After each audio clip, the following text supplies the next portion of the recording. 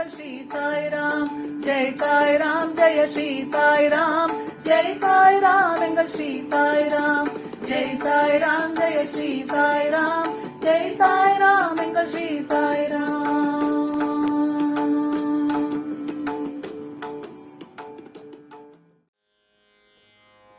ஓம் ஸ்ரீ சச்சிதானந்த சத்குரு சாய்நாத் மகாராஜ் கி ஜெய். ஸ்ரீ சாய்நாத ஸ்தவன மஞ்சரி. ஸ்ரீ கணேசனை வணங்குகின்றேன். எல்லாவற்றுக்கும் ஆதாரமானவனே, மயூரேஸ்வரா, எல்லாவற்றுக்கும் சாட்சியாக விளங்குபவனே, கௌரியின் மகனே, ஓ எண்ணங்களுக்கு எட்டாதவனே, பெருத்த வயிறினே, ஸ்ரீ கணபதி, என்னை காப்பாற்று. எல்லா கணங்களுக்கும் முதல்வனும் தலைவனும் ஆவாய்.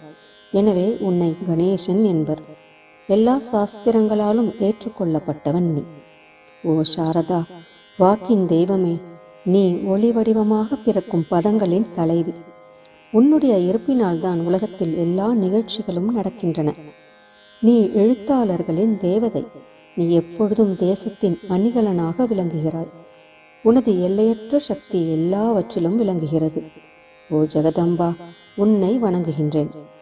ஓ பூர்ண பிரம்மா, தெய்வீக தோற்றத்தின் மிக உயர்ந்த இறுதி நிலையில் உள்ளவனே, மகான்களுக்கு பிரியமானவனே, குணங்களோடு கூடிய உருவம் எடுத்தவனே, பண்டரிராயா, கருணை கடலே, எல்லையற்ற கருணையுடையவனே, பாண்டுரங்கா, ஓ நரஹரி, நீ எல்லாவற்றின் சூத்திரதாரி, எல்லாவற்றையும் ஆட்டுவிக்கும் கயிற்றை தாங்கியவன். நீ ஜெகமெங்கும் வியாபித்துள்ளாய். எல்லா சாஸ்திரங்களும் உன்னுடைய உண்மையான உருவத்தை பற்றி ஆராய்ச்சி செய்கின்றன. வெறும் புத்தக அறிவு மட்டுமே பெற்றவர்களுக்கு நீ காணப்படுவதில்லை. ஓ சக்கரபாணி, அத்தகைய அறிவிலிகள் யாவரும் வெறும் வாத பிரதிவாதங்களிலேயே உழல்கிறார்கள். மகான்கள் மட்டுமே உன்னை அறிகிறார்கள். மற்றவர்கள் குழப்பத்தில் மூழ்கியவர்களாக, மயங்கியவர்களாக உள்ளார்கள். உனக்கு பக்தியோடு கூடிய எனது நமஸ்காரத்தை சமர்ப்பிக்கின்றேன்.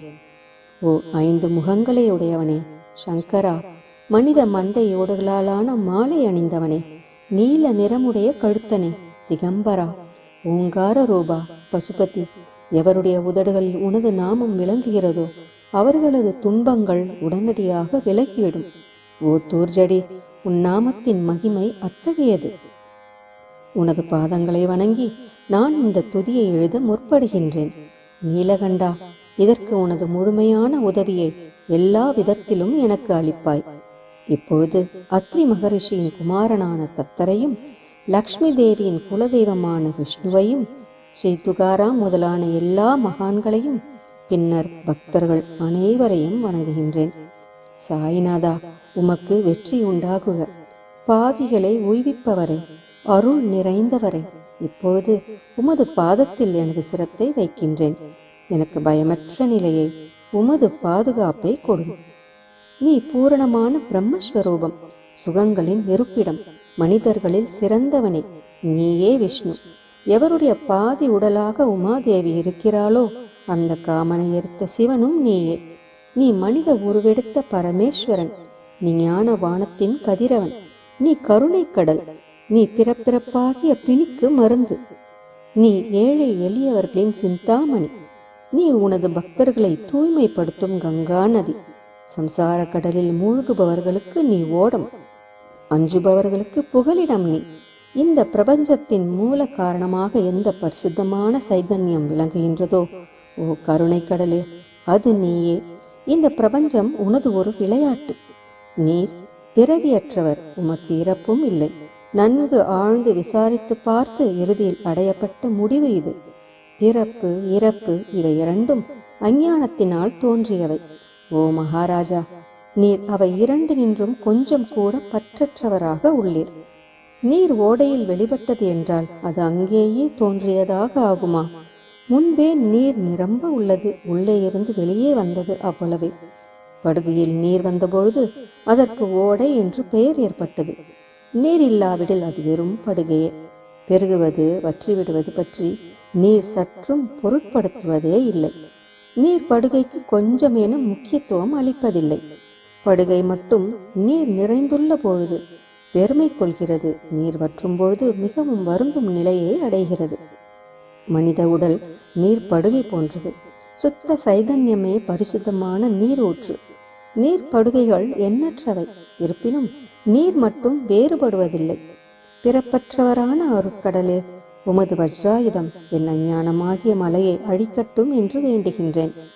இத்தகைய எண்ணற்ற தோற்றங்கள் இதுவரை பூமியில் ஏற்பட்டுள்ளன, இப்பொழுதும் இருந்து வருகின்றன, காலக்கிரமத்தில் இனிமேலும் ஏற்பட போகின்றன.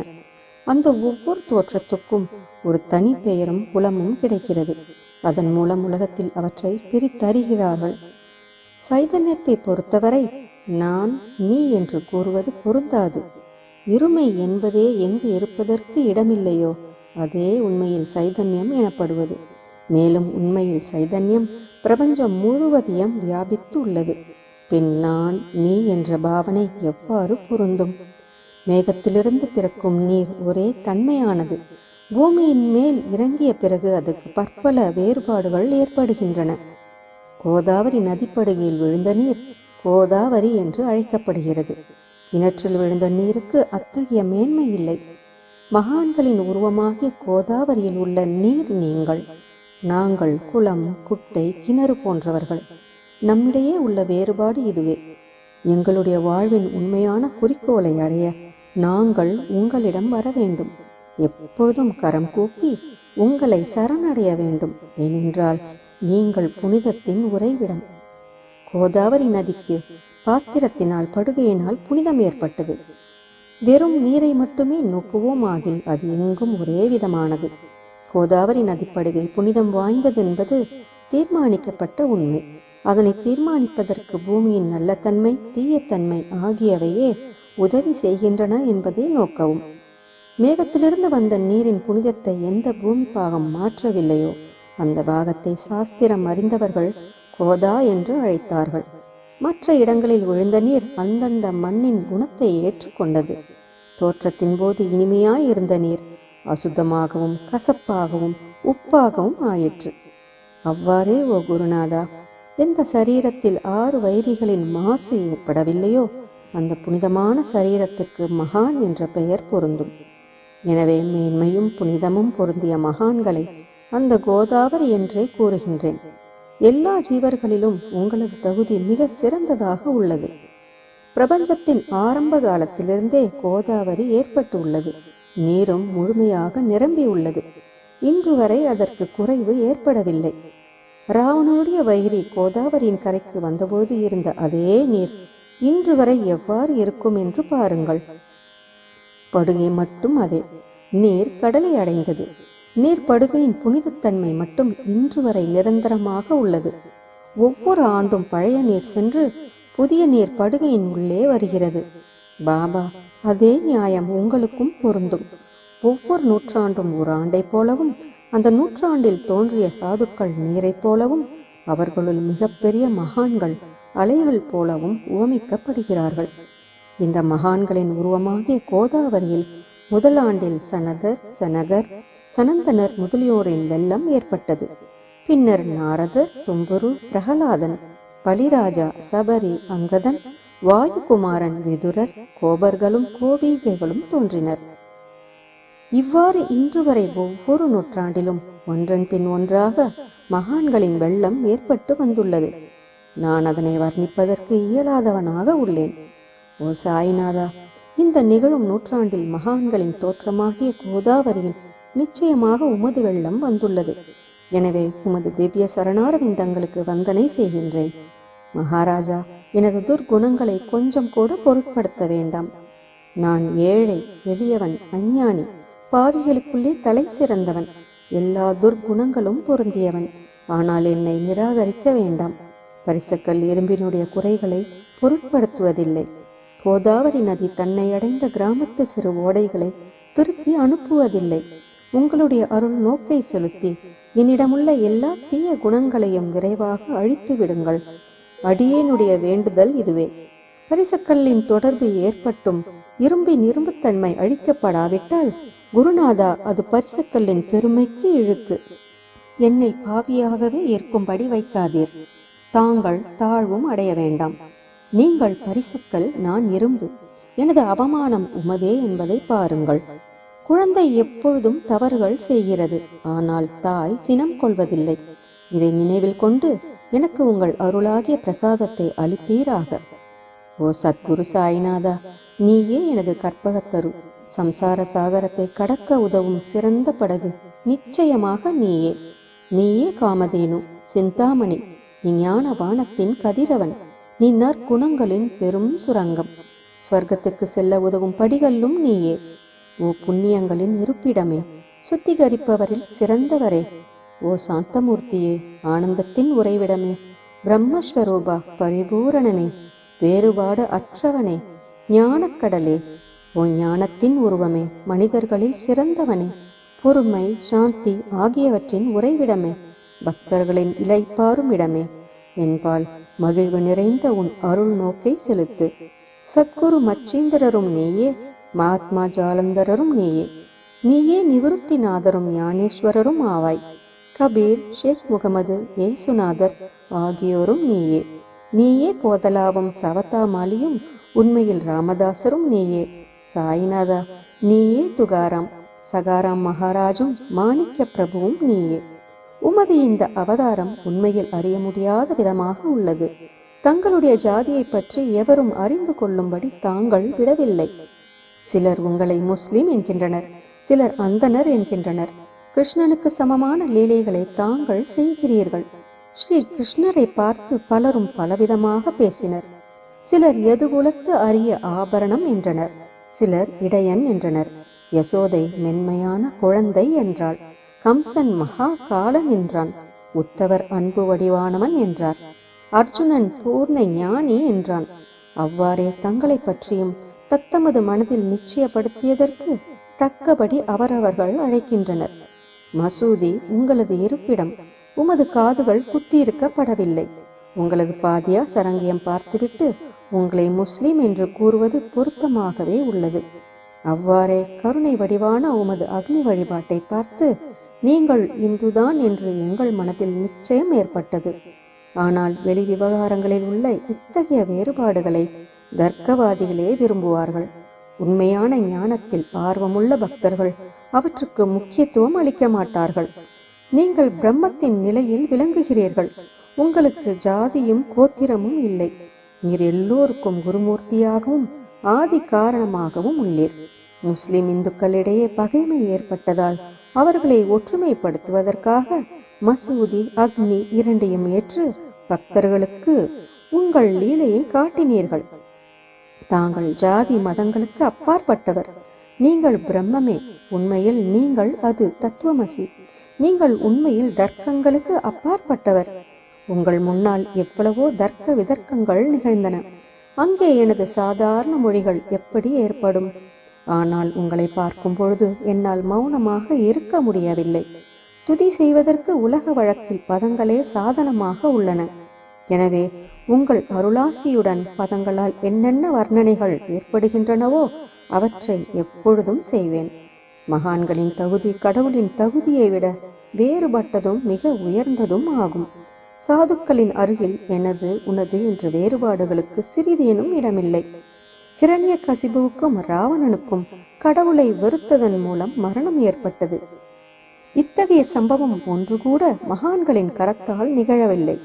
அரசன் கோபிச்சந்தன் ஜாலந்தரரை சாண குவியலில் புதைத்தான்.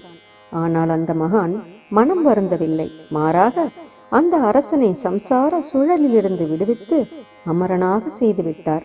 இத்தகைய மகான்களின் மேன்மையை எவ்வாறு வர்ணிப்பேன்? மகான்கள் சூரியனை போன்றவர்கள். அவர்களின் கருணை ஒளிமயமானது. மகான்கள் சுகம் தரும் சந்திரனை போன்றவர்கள். அவர்களுடைய அருள் சந்திரனுடைய ஒளி போன்றது. மகான்கள் இதமளிக்கும் கஸ்தூரி போன்றவர்கள். அவர்களின் அருள் அதன் நறுமணம் போன்றது. மகான்கள் ரசம் நிரம்பிய கரும்பு போன்றவர்கள். அவர்களது அருள் அதன் இன்சுவை போன்றது. மகான்கள் நல்லவரிடமும் தீயவரிடமும் ஒரே விதமாக நடந்து கொள்கிறார்கள். மாறாக பாவிகளிடமே எல்லையற்ற அன்பு உள்ளவர்களாக உள்ளார்கள். கோதாவரி நதியின் நீரில் அழுக்கடைந்த துணிகளை துவைப்பதற்காக வருகின்றன. சுத்தமானவை கோதாவரியில் நின்று வெகு தொலைவில் பெட்டியிலேயே தங்குகின்றன. பெட்டியில் வைக்கப்பட்டிருந்த அந்த துணியும் ஒருமுறை கோதாவரியின் படுகையில் நன்றாக துவைப்பதற்காக வந்தது. இந்த உவமையில் பெட்டிதான் வைகுந்தம். நீங்களே கோதாவரி, நம்பிக்கையே படித்துறை, ஜீவாத்மாக்களே துணிகள், 6 வித விகாரங்களே அவைகளை பற்றியுள்ள அழுக்கு. உங்களது பாதார விந்தங்களை தரிசிப்பதே கோதாவரி ஸ்நானமாகும். எல்லா அழுக்குகளையும் போக்கி சுத்தப்படுத்துவதில் நீர் மிகுந்த சாமர்த்தியசாலி. சம்சாரத்தில் உழலும் ஜனங்களாகிய நாங்கள் மேலும் அழுக்கு படிந்தவர்களாக உள்ளோம். எனவே மகான்களின் தரிசனம் பெறுவதற்கு உரிமை பெற்றவர்கள் நாங்கள். கோதாவரி நதியில் நீர் நிரம்பி உள்ளது. படித்துறையில் துவைப்பதற்கான அழுக்கு துணிகள் உள்ளன. அவை அப்படியே துவைக்கப்படாமல் கிடந்தால் அது உண்மையில் கோதாவரிக்கு இழுக்கு ஆகும். நீங்கள் அடர்ந்த நிழலும் குளிர்ச்சியும் தரும் சிறந்த மரம். நாங்கள் உண்மையில் பாதசாரிகள். கதிரவன் தாபத்திரங்களாகிய வெயிலால் எங்களை சுட்டெரிக்கின்றான். அவனுடைய தாபத்திலிருந்து கருணை கூர்ந்து, ஓ குருநாதா, எங்களை காப்பாற்றும். உங்கள் நல்லருளின் குளிர் நிழல் இவ்வுலகிற்கு அப்பாற்பட்ட தன்மையது. மரத்தின் அடியில் அமர்ந்ததும் ஒருவன் மேலே இருந்து வெயிலை உணர்வானாகின் அந்த மரத்தை எவர் நிழல் தரும் மரம் என்று கூறுவர்? உமது அருளின்றி உலகில் நன்மை என்பது ஏற்படுவது இல்லை. தர்மத்தை நிலைநிறுத்துவதற்காக சேஷசாய் அர்ஜுனனுக்கு நண்பனானான்.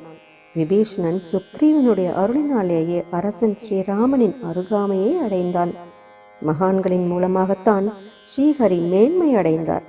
எந்த பிரம்மத்தை பற்றி வேதங்களில் கூட வர்ணிக்கப்படவில்லையோ அத்தகைய பிரம்மத்தை உலகத்தில் சகுனமாக செய்து வெட்க வைத்தார்கள் மகான்கள்.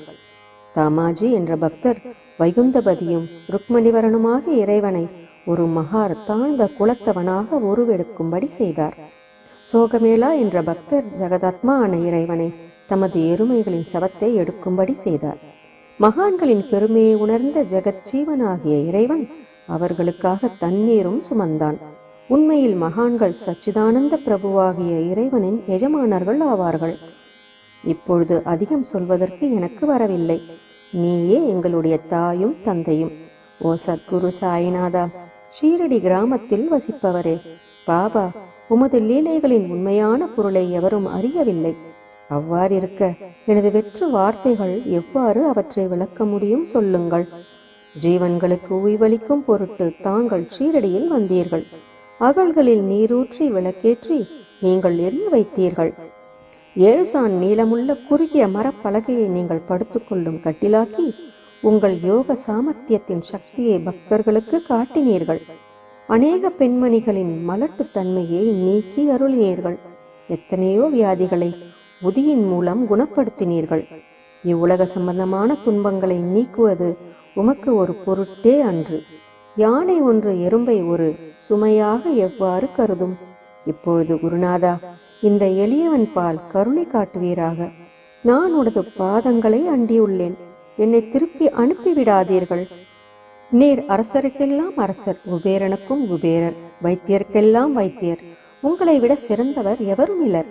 மற்ற தெய்வங்களை பூஜிப்பதற்கு அதற்கு தகுந்த சிறப்பு உபகரணங்கள் உள்ளன. ஆனால் உம்மை பூஜிப்பதற்கு உலகில் பொருட்களே இல்லை. சூரியனுடைய இல்லத்தில் தீபாவளி பண்டிகை வந்ததென்றால் இப்பேற்பட்ட பொருட்களை கொண்டு அதை கொண்டாடுவோம். சமுதிரத்தின் தாகத்தை தீர்க்க இப்புவியிடத்தில் நீர் இல்லை. நெருப்பை உஷ்ணப்படுத்த எங்கிருந்து அக்னி கொண்டு வருவது?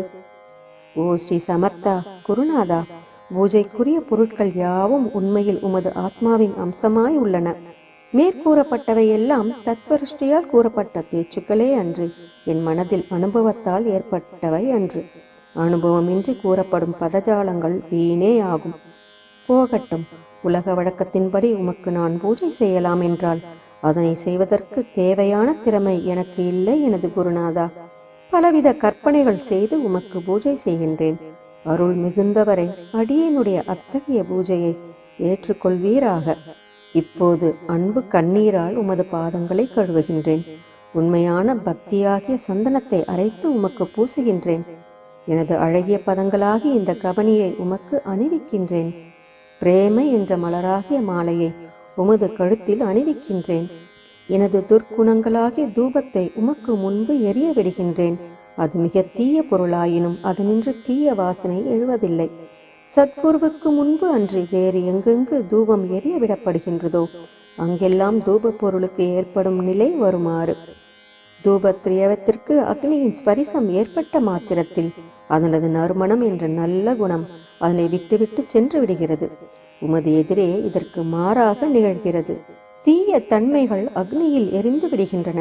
உலகம் பார்த்து மகிழும்படி சத்குணம் எவ்வித குறைவுமின்றி தங்கிவிடுகிறது.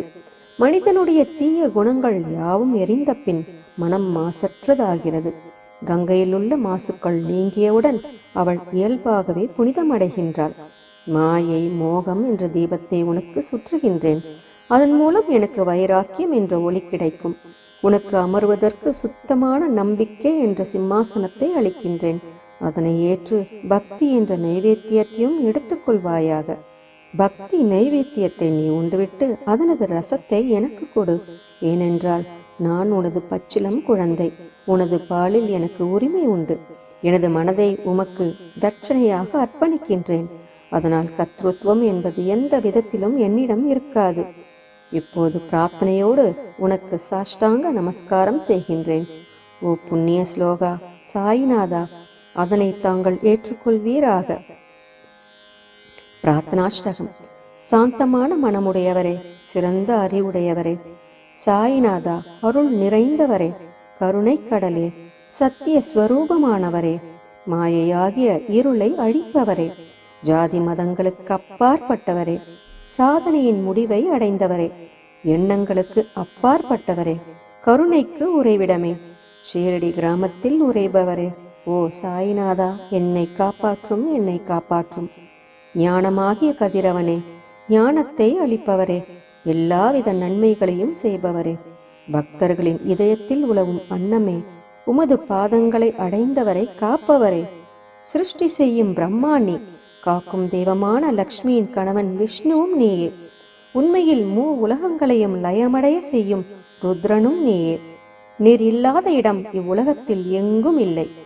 சாயிநாதா, நீர் எல்லாம் அறிபவர், எல்லோரின் இதயத்திலும் உறைபவர்.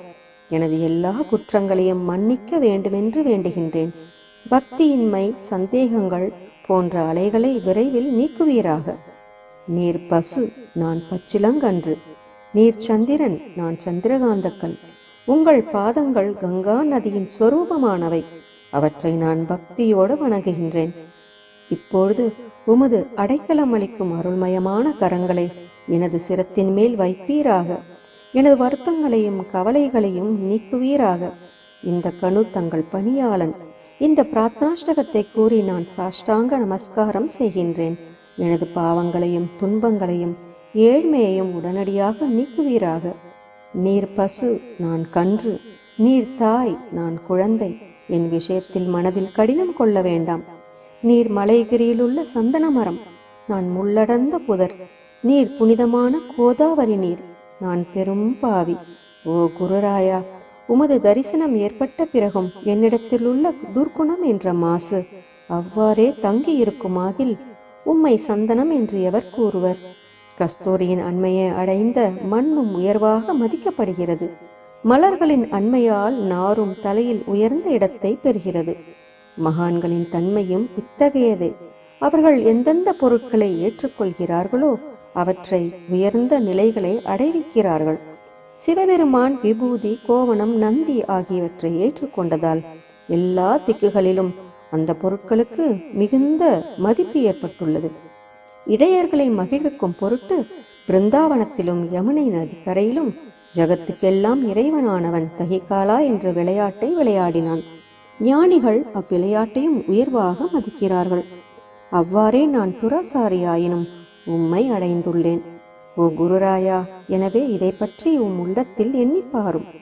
ஓ குருநாதா, இகத்திலும் பரத்திலும் எந்தெந்த பொருட்களை சுகமென்று என் மனம் சந்தேகமற கருதுகின்றதோ அவற்றையெல்லாம் நிறைவேற்ற வேண்டும். உமது கருணையினால் இவ்வாறு செய்துவிடும். எனது மனத்தை அடக்கிவிடும். சமுதிரத்தை இனிமையாக செய்துவிட்டால் பிறகு உப்புத்தன்மையை பற்றிய பயம் இல்லை. சமுதிரத்தை இனியதாக்கும் சக்தி உண்மையில் உமக்கு உண்டு. எனவே தாஸ்கனுவின் இந்த வேண்டுதலை நிறைவேற்றுவீர். என்னிடம் என்னென்ன குறைகள் உள்ளனவோ அவை அனைத்தும் உமதே. சித்தருக்கெல்லாம் அரசனான உமக்கு குறை என்பது பொருந்தாது. இப்பொழுது அதிகம் சொல்வது எதற்காக? நீரே எனக்கு ஆதாரம்.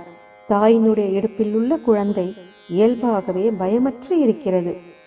ஓ மகாராஜா, இந்த துதியை எவரவர்கள் அன்புடன் படிக்கிறார்களோ கேட்கிறார்களோ அவரவர்களுடைய விருப்பங்களை நிறைவேற்றுவீர். இந்த துதியை படிப்பவர்களின் கேட்பவர்களின் 3 வித தாபங்களும் ஓராண்டுக்குள் விலகிவிடும் என்பதே இந்த துதியின் மேல் உமது நிரந்தரமான அருளாசியாக இருக்கட்டும். ஸ்நானம் முதலியவற்றை செய்து சுத்தமாக ஆன பின் உங்கள் மனதில் சுத்தமான பக்தியோடு தினமும் இந்த துதியை படிக்கவும். இவ்வாறு செய்ய முடியாவிட்டால் ஒவ்வொரு வியாழக்கிழமை அன்றும் மனதில் சத்குரு மூர்த்தியை இருத்தி படிக்கவும். அதுவும் கூட இயலாவிடில் ஏகாதசி தோறும் அதன் விளைவுகளை பார்ப்பதற்காக இந்த துதியை படியுங்கள். துதியை படிப்பவர்களுக்கு இறுதி கணத்தில் உயர்ந்த நிலையை குருமூர்த்தி அளிப்பார். நான் சொல்வதை கேட்டுக்கொண்டிருப்பவர்களே, இவ்வுலகியல் ஆசைகளை அவர் விரைவில் நிறைவேற்றுவார். இந்த துதியை பாராயணம் செய்வதால் மீண்டும் மீண்டும் படிப்பதாலும் கேட்பதாலும் முட்டாள்கள் அறிவாளிகள் ஆவார்கள். எவருக்காயினும் வாழ்நாள் குறைவாக இருப்பின் அவர்கள் இதை படிப்பதால் 100 ஆண்டு ஆயுள் உள்ளவர்கள் ஆவார்கள். இந்த துதியை படிப்பதால் செல்வத்துக்கு குறைவு இருந்தால் குபேரன் அவர்களது இல்லத்துக்கு வந்து பணி செய்வான். இது சத்தியம் என்று மும்முறை உரைக்கின்றேன். சந்ததியற்றவர்களுக்கு இந்த துதியை படிப்பதால் குழந்தை செல்வம் கிட்டும். இதனை படிப்பவர்களின் ரோகங்கள் முற்றிலும் நீங்கிவிடும். தினந்தோறும் இந்த துதியை பாராயணம் செய்வதால் பயமும் கவலைகளும் நீங்கிவிடும். மதிப்பும் மரியாதையும் உயரும். அழிவற்ற பிரம்மத்தை உணர்வார்கள். ஓ அறிவாளிகளே, உங்களது மனதில் இந்த துதியை பற்றி நம்பிக்கை கொள்ளுங்கள். தர்க்கங்கள், தவறான எண்ணங்கள் ஆகியவற்றுக்கு கொஞ்சம் கூட இடம் கொடுக்க வேண்டாம். ஷீரடி சேஸ்திரத்துக்கு யாத்திரை செல்லுங்கள். பாபாவின் திருவடிகளை மனதில் இருத்துங்கள். அவர் அநாதைகளின் உறவினர். பக்தர்களின் விருப்பங்களை பூர்த்தி செய்யும் கற்பகத்தரு. அவருடைய பேராணையினாலேயே இந்த துதியை எழுதினேன். இல்லாவிடில் பாமரனாகி என்னால் இத்தகைய படைப்பு எவ்வாறு ஏற்பட முடியும்? சக ஆண்டு 1840 பாத்திரபதம் மாதம் சுத்தபட்சத்தில் கணேச சதுர்த்தி திதியன்று திங்கட்கிழமை 2வது பிரகரத்தில் புனிதமான நர்மதா நதி தீரத்தில் உள்ள மகேஸ்வரர் என்ற சேஸ்திரத்தில் ஸ்ரீ அகல்யா தேவி சந்நிதியில் ஸ்ரீ சாயிநாத ஸ்தவன மஞ்சரி நிறைவடைந்தது. மகேஸ்வரம் என்ற புகழ்பெற்ற சேஸ்திரத்தில் இந்த துதி நிறைவடைந்தது. ஸ்ரீ சாய்நாதர் என் மனதுள் புகுந்து ஒவ்வொரு பதத்தையும் என்னை கூற வைத்தார். தாமோதரன் என்ற சீடன் இந்த துதியை எழுதினான்.